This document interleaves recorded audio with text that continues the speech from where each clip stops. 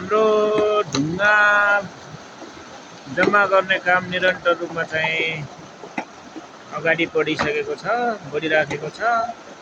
एक ट्र्याक्टर ढुङ्गा हामीले लोड गरेर पठाइसकेका छौँ भने हामी अर्को ट्र्याक्टर ढुङ्गा जम्मा गर्नको लागि हामी खटिराखेका छौँ। भर्खरैसम्म पानी परिराखेको थियो, सिमसिम पानी। त्यो सिमसिम पानीलाई पनि परवाह नगरी हाम्रो श्रमदाता टोलीहरू त्यो पानी नभनी काम गरिरहेका चाहिँ छन् भने अब पानी पनि केही मात्रामा कम भइसकेको छ र अहिले हाम्रो घडीमा साँझको करिबन बेलुकाको चाहिँ 5:06 बज्न लागिसकेको छ।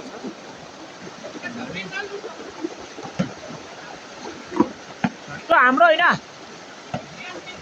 गोलमलको हो क्या, त्यता गोलमलको पो क्या।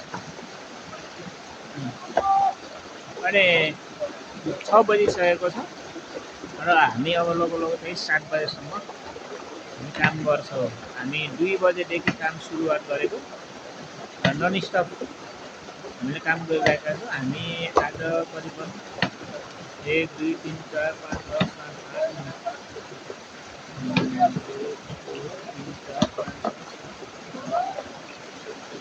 11 जना समथिङ चाहिँ टोलीले हामीले काम गरिरहेका छौँ।